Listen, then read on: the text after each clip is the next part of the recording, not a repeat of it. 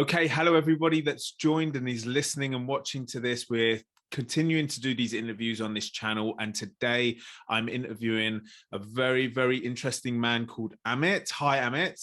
Hi, Jeremy. Morning.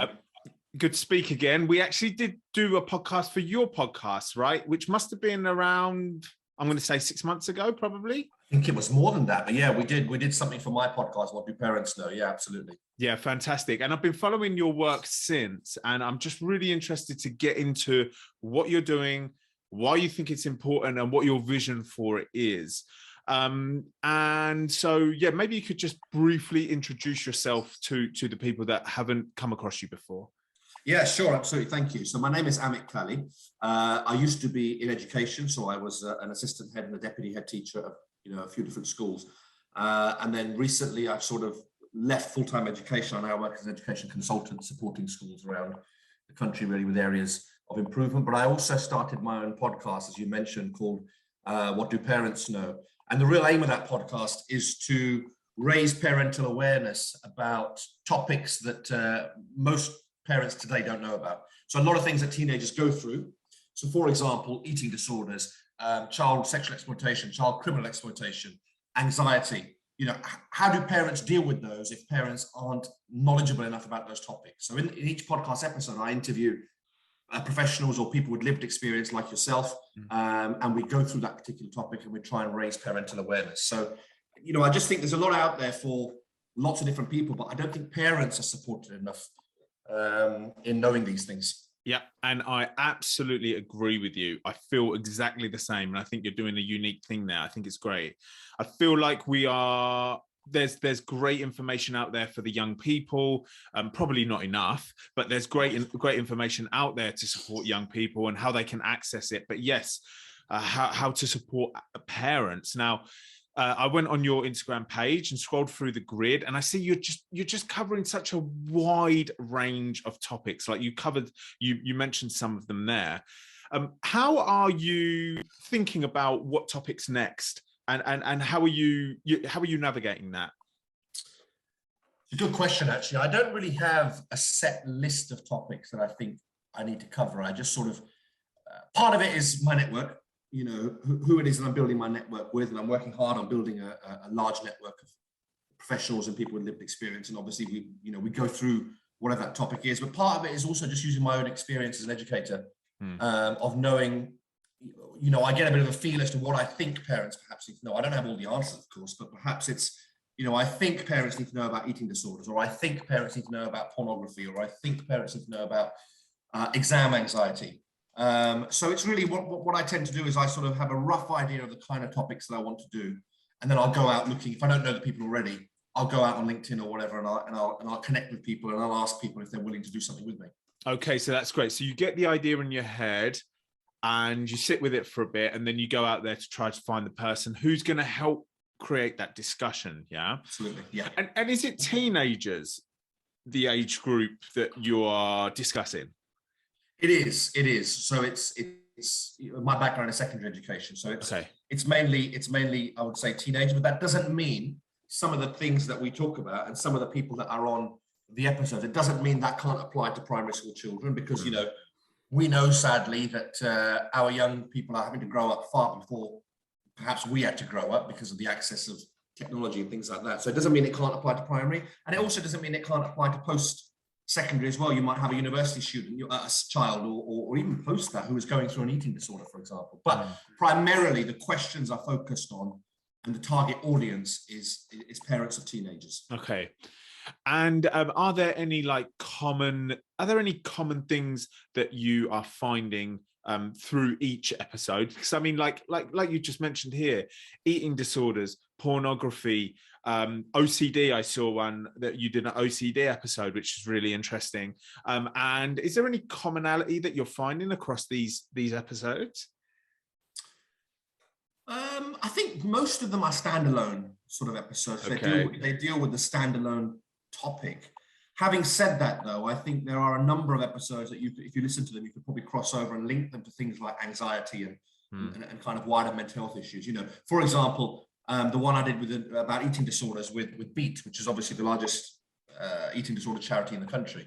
And I did that with them, and they were linking eating disorders to anxiety and mental health issues. And actually, an eating disorder is one possible outcome of anxiety or mental health issues. Another one could be OCD.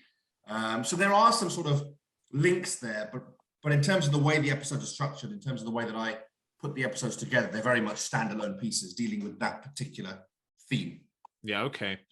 And do you think that things like, well, all of the topics that you're talking about on your pages, do you think that these situations are increasing in frequency and magnitude as we're in the modern day? Or do you think it's because we're just so much more open about talking about them? Well, I was nodding away at your first point there, but actually your second point is relevant too. It's a combination of both, I think. I think the society is changing so that we are talking about these things much more. And it does allow people that have maybe, for example, suffered historic issues, it would allow them to suddenly feel comfortable talking about them, whereas maybe 10, 15 years ago, they wouldn't have been. It also creates a safe space, which I think is really important. So I did an episode on coming out. And you know, the person that I interviewed is herself part of the LGBTQ plus community, and she was talking about her experience coming out, which, you know, even 10 years ago is probably very different to an experience coming out now. I'm not saying it's not traumatic for people, I'm sure it really is, but we've created more safe spaces. Society is more open, society is more accepting of differences, so I think people feel a bit more comfortable. So that's part of it. But the other thing is definitely, I think we're seeing much more you know, far more mental health issues that I think are arising today. And I put most of that down to this thing here. You know, our mobile phones, our access to the internet, our social media profiles, our what I call digital world. So when I do training with schools and with parents now, I talk about, because most parents and most teachers are of a generation where they, you know, didn't grow up with social media. Yes, you might have some of the very young teachers that might have had access to social media when they were growing up, but most didn't. And most parents didn't. So what I say to parents is that actually you need to understand that young people today live in two worlds. And they find that sort of quite difficult to comprehend, you know. And I explain to them, they live in their physical world, which is the world that we all live in, you know, this world that we're in. But they also live in their digital world. And I would argue that their digital world, and for some actually more so, is just as important to them as their physical world. So when a parent, for example, says to their child, "You've been naughty at school, no more internet for the rest of the week." That could be a kind of consequence that a parent puts in. You know, that is akin to saying to you and I that actually, "You've been naughty, I'm going to cut off your arm." It's that important to a young person. Their digital world is that important to them. So I always say to parents, don't take these drastic, ridiculous steps that are going to almost disable your child. You know, and so we've got to understand those two worlds they live in. And if parents don't understand that digital world, then they need to make sure that they're educating themselves more and more about it. Okay, and that's something that you're trying to do. Yeah, I guess so. Yeah, because you're talking about teenagers on your podcast, but your podcast is aimed at parents, right? Your primary audience is parents who are not sure where to go with these topics. So you feel that actually it's a lack of, you know, all of these topics you're talking about, it really is just a lack of knowledge, not through that person's fault, but just for the fact that throughout their life, you know, nobody ever gets taught how to parent, right? There's no subject in school, you know, or college or even university that I know of anyway, that is actually teaching about just tools and tips about how to parent. So I find this fascinating because I feel like then all you're doing is checking out, you're replicating how you were brought up, which may also not be productive. So yeah, anything you want to say about that? Yeah, well, I mean, the replicating your own experience is a complete nonsense. Because, you know, I mean, I'm the father now of a young girl. I would never in my wildest dreams raise her in the way that I was raised, not because I was raised badly. Okay. It was just a completely different era. The struggles that my parents went through, you know, the typical kind of Asian migrant story, I guess, you know, working class kind of parents trying to just earn a living, really, you know, and we're a bit different now, you know, where I'd like to say that we're sort of more middle class, perhaps. I don't know whether that's a good thing or a bad thing, but, you know, we're a bit more sort of assimilated, I guess. And you know, I wouldn't raise my daughter in the same way that my parents raised me. So I think this idea of replicating anything, you know, because my father was harsh with me, I need to be harsh with my child. No, of course not. We don't know what fathers of that generation's struggles were. For example, their struggle might have been simply putting a piece of bread on the table. And that can lead to frustration. And sadly, that frustration can manifest itself in poor treatment of your children. Thank God, I don't have the struggle of putting a loaf of bread on the table, which means my struggles are different. The struggles that I'm going through are very different to what my father might have gone through. So as a result of that, if you're parenting today, and you do feel a bit out of your depth, you know, you mentioned there's no kind of manual, is there? I don't think there can be a manual, because every single one of us is different, and every child is different. You know, we don't know what a child's going to grow up to be like. So I would worry about a sort of one size fits all manual for parenting. It just can't exist. All I would say parents need to do is broaden their horizons, educate themselves, understand what's going on out there, understand the dangers that are out there. And really, one of the key titles of one of the presentations that I deliver is, "It can never happen to my child." Because, you know, when we read about these horrific stories about children that suffer abuse and children that are sadly killed at the hands of their parents, carers, whatever it might be, you always think, oh my God, that's so far away. That's in a different community. It's in a different area of the country. It's a different type of person. It can never happen to my child. Well, actually it can. You know, and I'm not saying that necessarily, you know, abuse or those things, but your child could be groomed online, even if you have a wonderfully stable home. Your child could develop an eating disorder, even if you have a fridge full of food. So all of these things we need to accept as parents can happen to our children. As a result of that, we need to educate ourselves about the issues and educate ourselves about where do we go when we need help. I'm not the person, you know, those podcast episodes are not about giving parents advice and guidance as to how to deal with it. Those episodes are, here's an issue, here's somebody's experience, here's where you can go if you think your child is suffering from it. Okay. And so this trying to help adults be informed with their children or before they have children, how are we going to do that? Like, how do you actually get that? Because unless that person is going to be proactive about that and go out and search and Google, which most of the time is going to be reactive, right? Their young person in their family is going to have a problem and then they're going to Google things or that kind of situation. How you got any ideas on how we're going to actually get this information in front of people and get them to want to take it on? Well, it's things like what I'm doing. It's things like what you're doing. Yeah. There are people out there who are trying to raise that parental awareness. Yeah. And I think one of the key things is actually accessing people outside of the mainstream kind of British English community. You know, you and I speak English. We are of immigrants. You know, we are, you know, sort of born and raised in this country. We are, you know, part of the culture of this country. We have our, you know, Asian culture in us, but we also have our British culture in us. Not every parent has that. You know, we have parents that are coming over from Eastern Europe. We have parents that are coming over from Asia, from Africa now. So they don't understand what British culture looks like. And I think one of the key things is that we need to get information out to parents in languages they understand. So, you know, I do things, some of the things that I do in both English and Punjabi, because that's my mother tongue. So, you know, I will do things in Punjabi that parents perhaps who can't understand English so well or don't get the subtleties or the nuances of an English conversation might be able to access it in Punjabi. And there are other people out there that need to be doing that in other languages so that parents where English is not the first language can understand. Because one thing a lot of parents I found use as not an excuse, that's a wrong word to use, as perhaps a legitimate justification is that I didn't know because I don't understand what my child doesn't need to know, or I don't understand what he's listening to. It's stuff that, you know, I'm not from this country. And you think, gosh, that's a cry for help from that parent. That is a cry for help from that parent, because there is a complete disconnect, therefore, between the parent and their child. Their child perhaps understands English, knows the culture. And also children can be, dare I say it, manipulative, not because they're bad people, but because they want to get their own way and they want what they want. They can manipulate parents quite easily. You know, I look back to myself, I did it lots. I'm sure, you know, you can think back to times when you did it. Yeah. So we don't do that because we're bad. We do that because we just want what we want at that time. So there's got to be that reaching out to all different communities in this country. That's really important, I think. Yeah. Okay. So varied approach. Yeah.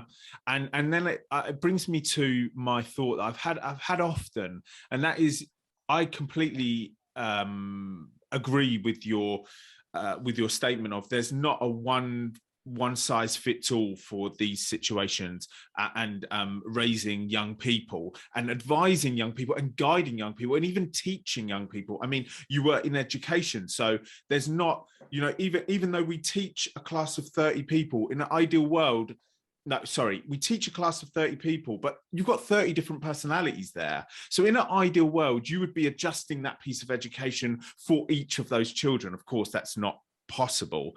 But yeah, it's a consideration of what the child needs, what the young person needs, and then you adjust your approach to that. Yeah. Can you speak a little bit about your career in education? What was your experience with these types of things, like guiding young people?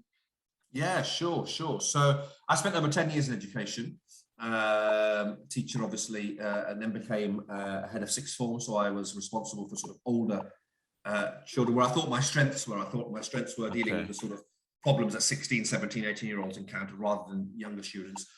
Then became an assistant head teacher, where I was responsible for sort of pastoral care, behaviour of the school. Then became a deputy head teacher, where I had a few different responsibilities. And then I sort of hit a crossroad. You know, my journey was always going to be, I wanted to become a head teacher. I wanted to go into sort of, you know, working in trusts and that kind of thing. And then I just hit this crossroad where I realized that actually, you know, having that 9 to 5, or it wasn't a 9 to 5, it was more sort of, you know, 9 to 9 kind of grind, it wasn't what I wanted. And working in one environment wasn't quite what I wanted. I felt that actually what maybe my skill was to go out to different communities, go out to different schools, go out to different areas, parts of the country, and speak to teachers so that they can pass those messages on to students. So really, I'm trying to, it's almost like a roadshow, you know, the What Do Parents Know podcast roadshow. I'm just sort of taking it out there to whichever schools want to sort of have a listen, and whichever schools want to, you know, engage with me, and really just raising that parental awareness. I just think there's so much work that needs to be done there. And, you know, I feel that I'm more useful now than I was when I was in education. Okay, really interesting. And I suppose your work is actually crossing over, isn't it? Because yes, it's what do parents know, but all of that information in your podcast, and now that you're at your speaking events, is a crossover to teachers as well. Oh, absolutely, because they are ultimately responsible for picking up signs. They are responsible for passing on information, for dealing with disclosures that a young person might make, and it's more likely that a young person will make a disclosure to a teacher than they will to their parents. So yeah, absolutely. So some of the work that I do is training staff and raising staff awareness. And actually, you'd be surprised. This isn't a criticism. I'm probably in the same boat when I was, you know, in education. But you'd be surprised how little many teachers know about some of these complex and some of these complicated matters. And you know, I say to them, yes, although the podcast is aimed at parents, there's no reason why, you know, if teachers have some spare time, there's no reason why they can't listen and just raise their own awareness, especially if they work within safeguarding kind of areas in a school. Mm. And is when it comes to teacher training and things like that, is there anything, you know, when you went through your teacher training, or when you trained to be a teacher, was there anything in there about these types of topics that you're talking about? Because I feel like now a teacher's role is completely different. Well, I'm assuming, right? So correct me if I'm wrong. A teacher's role now is completely different, because back in the day, it must have been about English, maths, and science and the other subjects and whatever subject you specialized in. But now it's not just about that, is it? It's about the care and the, like, reading signs and supporting and mental health. It's like something completely different. Am I right in saying that? Yeah, you are. I mean, I was at a school last week, and I was speaking to some of the teachers there, and they just felt, and some of the younger teachers, you know, they felt they came into the profession because they genuinely wanted to make a difference, and you know, that's why teachers become teachers. But they just felt that they weren't told just quite what the profession entails, and it's more than just standing in front of a classroom now and delivering your specialist subject. The wider care that you need to put in, the issues you need to deal with, the issues that schools and school leaders especially encounter now from a mental health and from a you know, all of this digital point of view. It's well beyond the remit of what a standard teacher trains to become. So I don't know what teacher training looks like now from a provider's point of view, but I would be shocked if a lot of that provision wasn't about things like this. Yeah. I wouldn't be surprised if it's not, to be honest, but it needs to be. Yes, absolutely. I completely agree, because we need to adjust education for what today's children need, right? And unfortunately, I feel like education is always going to be trailing behind just slightly, because the culture is moving at its own rate, and then school is trying to catch up, you know, as technology moves, and I feel like they're always slightly going to be on the back foot. It's just about closing that gap, I suppose. Yeah, no, I think so. I mean, there are things that you know, without being political, of course, there are things that governments, successive governments, you know, they do try to bring in, they do try to introduce, but you know, there is a massive funding gap between what the need is versus what governments are willing to put into this. And you know, it just sounds like I'm not a politician, but it sounds like an easy thing for me to just pump as much money as possible into mental health issues at this age. And you won't have to spend as much money, hopefully, at a later age, where you at the moment are picking up the pieces of severe mental health issues that people go through because they didn't have that provision when they were younger, they didn't have that support when they were younger, they didn't have that knowledge, that know-how, that they were even going through a mental health issue. You know, we go through crises in our lives, don't we? We don't even know we're going through a crisis, especially if it's one of the mental health. So yeah, I mean, it's changed completely, and I don't think governments, I don't think councils, I don't think, you know, the DfE is able to, I'm sure it's not for a want of trying, but I don't think they're able to keep up with the pace of change, because social media, the digital world, changes on a daily basis. Yeah. I could present to you today, and Yeah. I do in one of my presentations, I do present to parents and to teachers.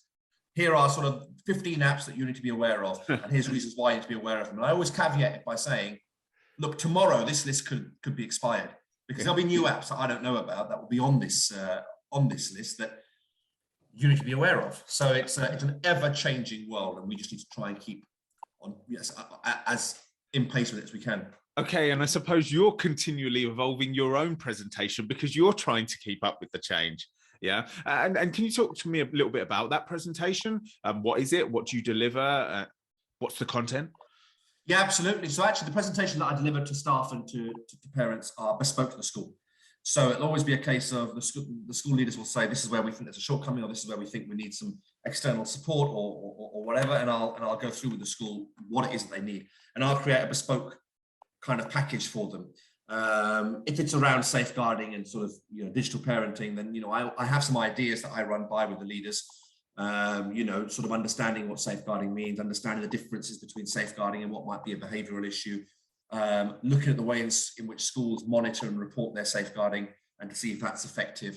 And then also, as far as the parents are concerned, I'll let the schools tell me where they think their parents have massive gaps. Often it is digital parenting. So I will offer a digital sort of parenting workshop and raising awareness about these apps, giving parents tips and advice about how to navigate the digital world with their child, how to, you know, build communication levels with their children. But otherwise, it'll be a case of school says, I need this, I'll put it together. Wow. Okay. And are you getting parents are you doing this live or online?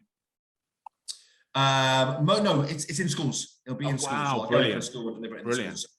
And you're getting parents come to these things? It's like in the evening, or? Yeah, so we offer it. I mean, depends on depends on the school, but normally I'd say offer it in the evenings, and you know, it's a handful of parents, a small number of parents. But what I think is important, if they find that there's any use in my presentation, which I hope they do, A, they learn something, and B, they may pass that information on to other parents. And ultimately, those parents that aren't there, I would just say there is this podcast, What Do Parents Know? It's available on all mainstream kind of podcast platforms.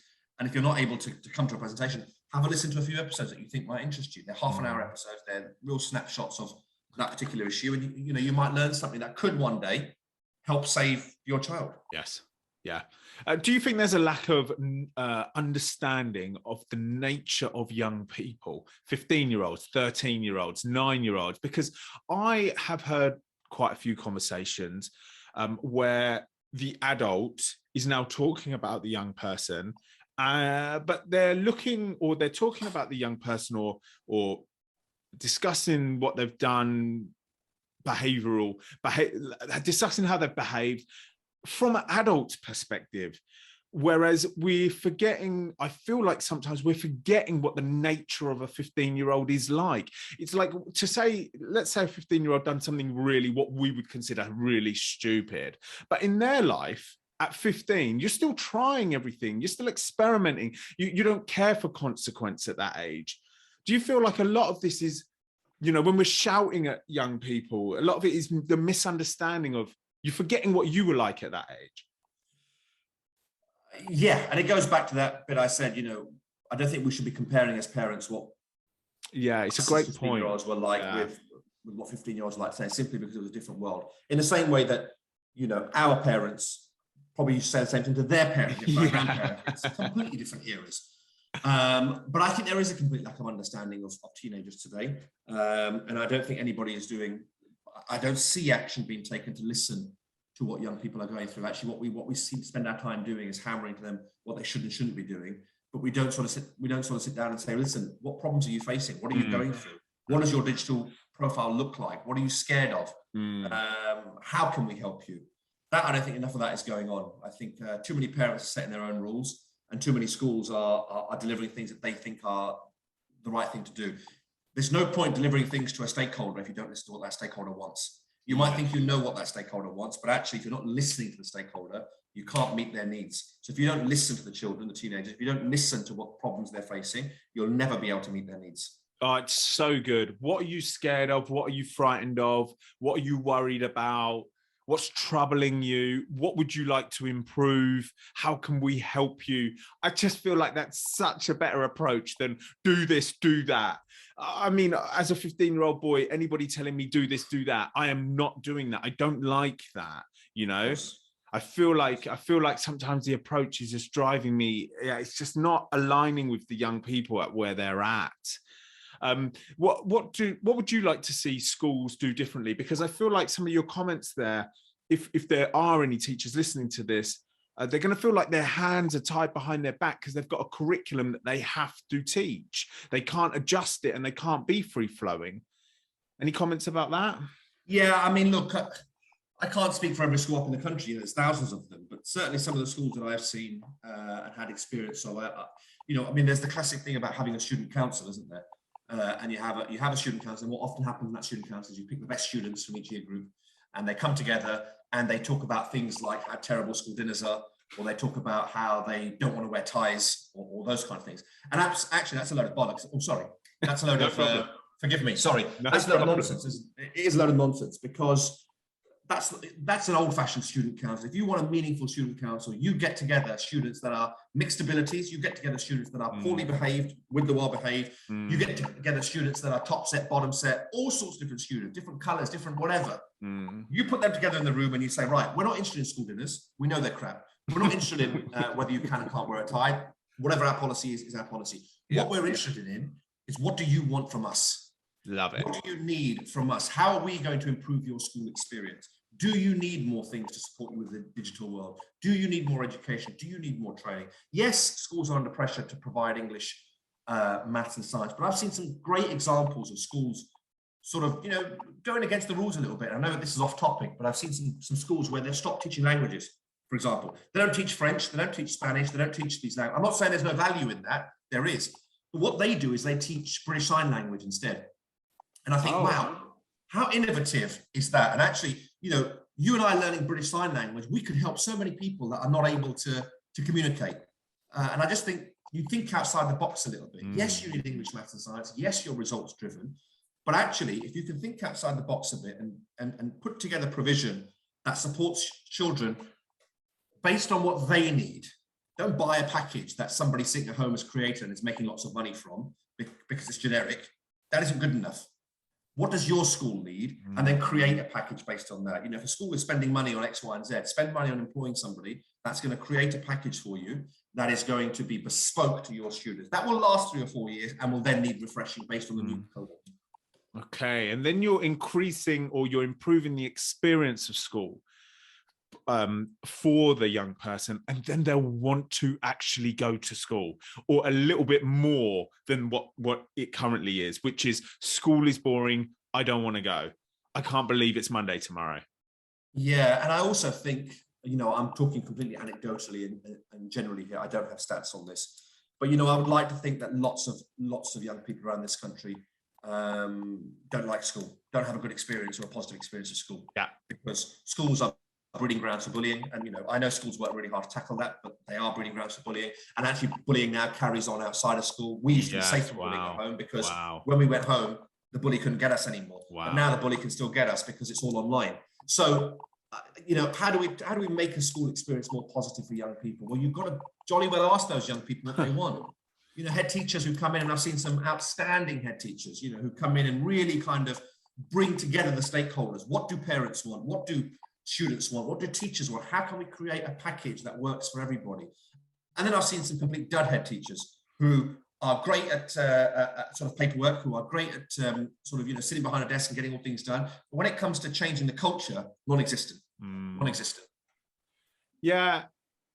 And I'm not saying all of them are like this, but they're probably old school as well, aren't they? Maybe old school mentality, but of course, head teachers are getting younger, to be fair. Yeah, okay. You do get, I guess when we were at school, head teachers were all sort of in their 60s and grey hair and white middle-aged men, really, weren't they? But I've seen diverse head teachers now. I've seen Asian, black head teachers, and I've seen head teachers actually in their 30s. Oh, wow. So there are younger people, and you'd like to think those younger head teachers have a much better understanding of, what people are going through and what's needed. Whereas a head teacher in their 60s, no criticism, there are some fantastic head teachers in their 60s, I'm sure, out there, who's maybe in their fourth headship, is just sort of reinventing the wheel a bit. And, I don't know, I'm getting a bit political, I guess, but there's just so much to do in terms of every school needs to be a community, and you must listen to your stakeholders. Yeah, it's so good. Yeah, I really, really like it. I'd love to meet a young person who's like, yeah, I love school. I don't think I've ever met anybody that's like, yeah, I'm really excited about school. We're doing X, Y, Z. I know there are going to be a few, but I don't think it's definitely not the majority. I mean, even children who are under 10 are saying school's boring. And if you're under 10 and you're going somewhere 5 days a week, that's really boring, or you don't like it because people are being nasty to you, that's not an efficient way. That's not a place of learning. You're not going to learn well in that environment, right? You got any plans to speak with young people? Look, if the need is there, the need is there. If a school says to me that actually part of the work we want you to do is to speak to our students, then, of course, I'll create something bespoke for those students. I'd much rather do that in smaller, intimate groups than in sort of large assembly halls. I don't think there's any value in me standing up for half an hour and talking to a hall full of 100 students. A teacher can do that. Whereas I'd rather speak to maybe the student council and speak to 20 students and say, right, let's brainstorm some ideas. What do you need? What is the school lacking? How can the school change its digital kind of understanding, or whatever the topic might be? So yes, definitely I would speak to young people. It would just depend on the kind of context. Okay. So you made this jump from teaching as your job. And when we did the podcast, whenever it was, maybe last year-ish, you were thinking about how to make a jump over to leave your career and go for this full time. And you've actually done that now. I have. So I think when we spoke, I was a deputy head teacher, I think. Yes. So I had changed jobs, changed schools, new ideas, new energy, all of that kind of stuff. And, I just realized that actually it wasn't, and as I say, the next step would have been to start looking for headships and, applying for some headships and seeing how I go there. But I had decided actually some time ago, and I think COVID probably changed, like with many people, just changed my thinking and changed my mind about my own mental health and my own mental well-being and my own work-life balance. And I just felt that actually, of course, we need to make a living. Let's be blunt here. We need to make a living. But I just felt that actually I would be of more use to, I could get my message out to lots more people via the work that I'm doing now as a sort of consultant and a coach. B, I'd have more time to spend with my own family and be in charge of my own diary. And C, to be brutally honest, if things go very, very well, it's financially far more rewarding doing what I'm doing now than it would have been being a head teacher. Head teachers earn decent money. But so there's a whole load of factors that really sort of pushed me over to do what I'm doing. And I started the podcast when I was still an assistant head teacher in the previous year. Yes. And I just sort of started it as a bit of a side thing and whatever. And I'm not saying I've got thousands and thousands of listeners. I haven't. It's something that I'm still growing and still trying to get out there. But as you know, it's an incredibly hard world to penetrate. But I just feel that I've got to stick with it. I feel that I've got something that I really am passionate about. And I really want to support schools and support parents out there in changing the way our young people grow up, because there's just too many problems out there. Yeah, I agree. There's too many problems, and sometimes it can feel so overwhelming. I feel like, and I'm constantly hearing of stories, and I'm thinking about back to how I was as a young boy as well, and I would have been causing so many problems as well. But I feel like there wasn't that much guidance, for me anyway. I didn't really have anybody speaking to me about what is the right way to do things and what is probably not a good way to do things. You know, even when it comes to your adolescent ages, and the way that you then begin interacting on a sexual level with girls and boys, and whatever direction you're going in. And there was no conversations even about that kind of thing. You know, all of a sudden you're interested in that area, but there's nobody talking to you about these things. Are you aware of how schools are handling the subject of sex at the moment? Well, I mean, there is now guidance, isn't it, that's come out from often the government, that actually relationship and sex education needs to be a compulsory part of the sort of school curriculum. So I think that there is an ambition to deal with it, and I've seen it put into good practice where there is that kind of opening of conversations. But my worry is that it's just a kind of right, you come into my lesson, I deliver a half an hour PowerPoint to you, and then you leave. You know, my worry is that just a loose kind of curriculum is ticking a box. Yep. Whereas actually, if schools are genuine about raising the awareness and making students better prepared for their kind of sexual activity and their kind of sexual thoughts, and those students who might be questioning their identity and all of those kinds of things, I think a lot more needs to be done than just delivering an hour's PowerPoint a week and calling it PSHE or calling it sex ed. There needs to be an entire culture in a school that's created that provides students a safe space to discuss issues around sex. But there is, I guess the government is making progress on that, but I think it's painfully slow. Yeah, and there are, like with anything, sorry, Jeremy. No problem. Like with anything, there are loopholes. There are loopholes to go around it. So there will be many schools in the country, faith schools. There will be, some, not all, of course, many schools in the country that will find loopholes to get around talking about sex ed because it's against their faith, or LGBTQ plus issues are against their faith. And we live in the UK, and whilst I'm completely respectful of every faith and every group that exists, and completely respectful of the values that they hold dear to them, I also think we need to find a way to balance those faith views versus the obvious thing that's happening, where even kids that are of a religion today are doing things they perhaps shouldn't be doing, and they need that education. They deserve it, in fact. Yes. Yeah, they deserve that education. What a great word to use. They deserve that education.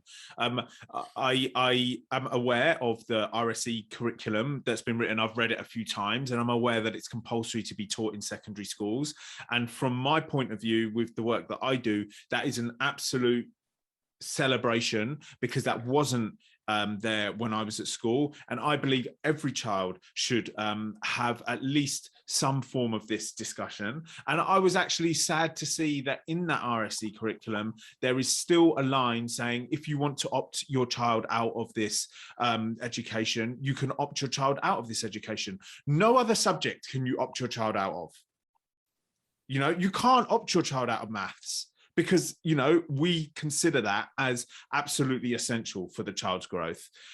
So this thing about sex, of like, every child is going to come across it, every child. So why you would want your child to be naive around that topic, I just don't know. And I get very frustrated with that.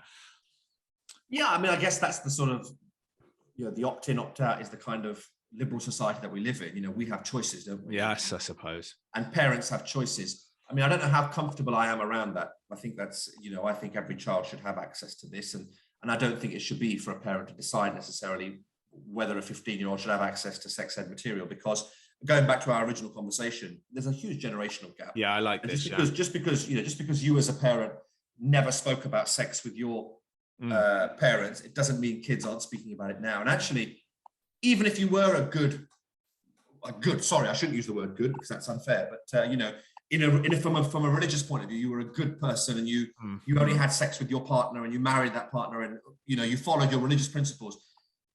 That doesn't mean it was right, and that doesn't mean that other people weren't exploring. It doesn't mean that our young people today aren't exploring. Of course they are, and why shouldn't they? Of course they should explore. But do we want them to explore without any kind of education? Do we want them to get into places where they're going to make errors, some of which can be catastrophic? Or do we want to send them out there thinking twice about any decision they might make? They might make it anyway, but at least they have that in the back of their mind that, oh, I learned about this, and am I doing the right thing here? This, am I having protected sex? Is it sensible now to have unprotected sex with this person? All those things that you might be talking about. And I guess the parents that opt out are those parents that are either from a religion, Orthodox faith of whatever faith, and it's sort of against their religious principles, or they are scared of something. They're scared that if their children hear about it, they'll go out there and do it. I mean, it's so weird, isn't it? It's this idea that if you talk about being gay, you suddenly your children will become gay, and you just think, oh my God. And they back it up, don't they? They back it up with, well, why are there so many more gay people today than there were 50 years ago? And you think, Jesus, it's because they feel safe today to be who they are. Whereas 50 years ago, your friends and your family were gay, but they were forced to get married. They couldn't get married. You just think that narrative is shifting. That narrative is shifting. The brutal truth is partly is because people are dying, and that generation is dying. Yes. And that's why it's shifting. But the other thing is, people who are older are willing to listen a bit more now. They are opening their eyes a bit more. That they are understanding. And it's so one. I mean, I say that we live in the greatest country in the world, and I honestly believe that, because we are so respectful of everybody's sort of beliefs and values, but at the same time, we are wonderfully progressive. Wonderfully progressive, and we push forward agendas that really make everybody in this country feel safe. And I'm not saying we're there. We've got a long way to go with certain communities, but the fact is we have open dialogue, and we're not afraid to. I've sworn once already. I'll swear again. We're not afraid to piss people off. Yeah, and that's a good positive note. Very much so. I'd like to talk a little bit about social media, please, because obviously, I grew up without it. I didn't get it until I was, oh my God, I didn't get it until I was like 20. I'm 36, so I was late getting it anyway. But, I grew up getting home from school and getting on my bike and going outside. God, I sound a little bit old now, but it was all about getting home as quickly as you could and getting outside. And it's so funny. Me and my mates sometimes talk about it, because we walk past like a group of teenagers, let's say 13-year-olds, and they're all together, enjoying their space together, but they're all on their phones. And I'm like, we say we're so glad that wasn't us, because we were on our bikes going to this estate, playing around. So the world has completely changed. And we are always saying social media is bad, it's corrupt, it's corrupting young people, but my point is, it's here, and it's here to stay, and it actually has lots of benefits as well, I believe. Could you just talk a little bit about social media, maybe both sides of the discussion? Well, I think it's important that you mentioned that it has its benefits, because it does. I'm on social media now. It's a world that we, in fact, you and I are trying to grow our presence, and trying to spread this message via social media, because that is the way forward, isn't it? It's here to stay. So anybody who's fighting against it, it's a completely losing battle. There's no, it's like people who fought against the internet 20 years ago, and there are people still trying to fight against the internet today. It's here to stay. And we need to think about all the useful things that there are about social media. There are lots of useful things. You can connect with friends and family who you wouldn't otherwise see, other side of the world, or connect with old school friends, whatever it might be, and just have that kind of, you might never see them, but social media brings you a bit closer together. It's part of that sort of globalized world, isn't it, where you just feel a bit more connected to people. And you learn things on social media. You can learn positive things. You can see inspirational, stories, and get your news from there. And lots of our young people do get their news from social media. But then, of course, there are huge pitfalls to social media. A lot of the news is fake news, and you've got to be able to differentiate between those two different things. There are dangers of cyberbullying on social media. There are dangers of online grooming on social media, which brings me sort of full circle, I guess, back to where we started this conversation, which is, as parents, we have an obligation to communicate with our children about social media. We can say to our children, you're in year 7, you're in year 8, you're not allowed social media. I think that's a bad move. If I'm very honest with you, I don't advise that move to any parent, because two things can happen there. One is the child can resent you because all of their friends are on social media. Two is they can open up accounts that you don't know about and make serious mistakes when they do open up those accounts, because you've not created a safe space for them to be able to talk to you. Instead, you've created a place of fear. And I think communication, from the second they can communicate, device. I mean, I've got a 2-year-old. She hasn't got any devices, and she just, I've seen other kids who are addicted to watching YouTube. And I'm not saying she doesn't. She does watch a bit of YouTube, but there's no addiction yet. But I know that's going to come one day. I know there'll be a time where, she will have a device and she will be on it a lot. And what I say to parents is, you've got to come up with a charter that works for the family. So sit down with your child, have a conversation, say, right, internet is here, social media is here, phones are here. We've all got them, including us as parents. What rules are we going to make as a house that we all have to follow together? The worst thing a parent can say is, this is my house, it's my rules. That the kid is gone. The kid isn't interested anymore. Yeah. What you need to say is, okay, let's make some rules around the internet. Okay, my view is nobody should use their phones past 9 p.m. What? The kid might say, well, actually, Dad, we have a WhatsApp call at 9:30. I need the internet till 11 p.m. Okay. All right, son, let's compromise. Let's say that as a compromise, we'll allow the internet till 10 p.m. So you put that down on the charter. Another one might be no mobile phones at the dinner table. That includes me. I can't handle any emails. I can't do any stuff. No, nothing on text. So all those rules you come up with as a family, you stick those rules up on the wall or up on the fridge so they're visible every single day. Love it. So everybody in that house knows what the digital charter of that house is, and it's an agreement between all the children, the adults in that house, and everybody has to stick to it. So when somebody breaks it, it's inevitable. The other person will say, oh, Mum, you're on your phone when you shouldn't be, or Dad, you're checking your emails, or daughter, you're using the laptop in the bedroom. You're only supposed to use it in an open space. Here, remember, it's on that charter that we agreed together. So that's what I always advise parents to do. Communicate openly. Make it your business to understand the internet. Make it your business to understand social media. Don't hide behind this veil of, I don't get the internet. I don't know social media. I'm too old for this. You won't be too old when, God forbid, your child is being groomed online. Yes. Yeah, then you'll have a very different answer. Then you'll be saying, I wish I had sat and researched. I wish I had read the signs. Because some of the signs are obvious, some of them are not. But if you don't know any of them, because you couldn't be bothered to learn about the dangers of the internet, because the easy option is, I'm too old for this, or I don't understand it. There's so much out there in different languages now. We have to make it our business. It should be a priority. In the same way as it is a priority to work and earn money, it needs to be a priority to work for our children, to invest in them, to understand the world they're living in, so that they can come to us when they have either made a mistake, in the process of making a mistake, or they're worried about something. Yes. Okay. So now we start to talk about this collaborative situation, right? I just feel like everything you just talked about was absolutely brilliant. You're making house rules that both parties agree on. Yeah. And that's like, oh, okay. So you're speaking with your friends at 9:30. Okay. Let's extend it till 10, but between 7 and 8, we turn it off. Like you make whatever your rules are. some kind of compromise where you're Absolutely. both happy. I loved it so much. My house, my rules. That is just going to turn any teenager who is not accepting of that. It's just going to turn them off. Well, I can tell you that growing up, I heard that so much in my house. Yeah. It wasn't mum saying it, because I came from a stereotypical Sikh, Indian, Punjabi kind of household. It wasn't mum ever saying that. Mum never said it's her rules. They weren't her rules. Yeah.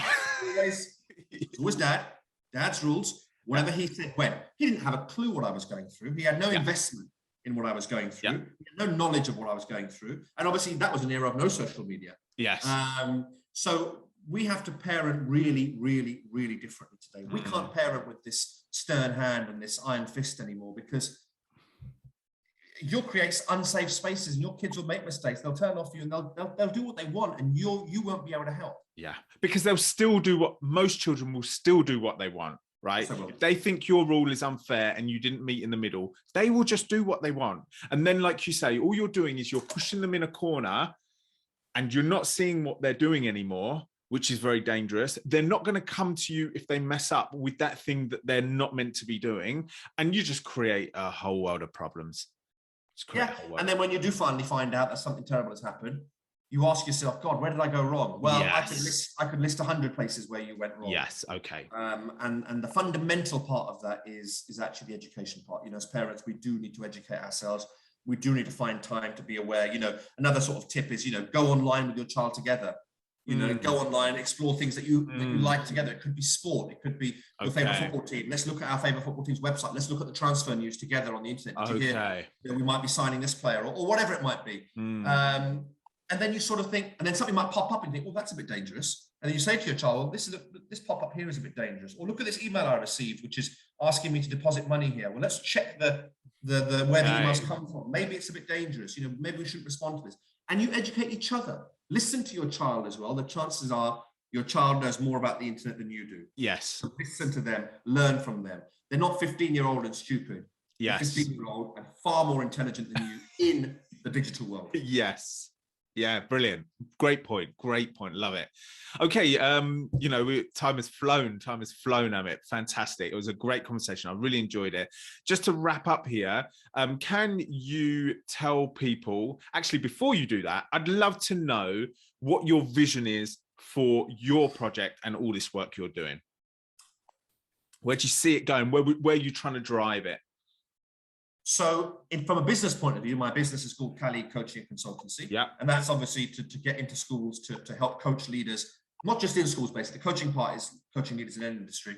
But I'd love to sort of, you know, access more communities, access more schools, access more parents, you know, with the messages and, you know, with the style of delivery that I've got, that I hope can be beneficial to parents, to schools, to teachers and all of that. From the podcast point of view, what do parents know? You know, the ambition is to grow that into a point where as many people as possible are listening to it. Yeah. And I'm able to invite guests, you know, not that my guests haven't been great, you've been one of them. Absolutely. But, you know, high profile guests. Understood. that have a big following out there, because that will help spread the message much more. I just think it's such an important message. And I'd love the podcast to become something that's a bit more sort of professionalized and sort of, you know, has a far wider reach. And step by step, right? Step by step. Every I feel like it works in a very organic way. As long as the passion is in the heart, then it's no problem. Where can people find you, Amit? Please let people know. Yeah, thank you. So you can find me on Instagram and Facebook at Cali Coaching and Consultancy, where I put all my stuff on there. On Twitter at Cali CNC. My website is www.amitkali, AMITKALLEY.com. And the podcast, What Do Parents Know, can be found all over mainstream podcasts, Apple Podcasts, Google, Spotify, Amazon Music, etc. Okay, fantastic. I will also put the links in the description for anybody that wants to check them out. Please do go and follow Amit. He is doing great work and very interesting work. And as he's mentioned, every podcast is very, very different, and the updates on Instagram are great as well. So thank you, Amit, for giving me your time. I thought it was a great conversation, and yeah, let's just do this again. Brilliant. Thanks, Jeremy. Thank you.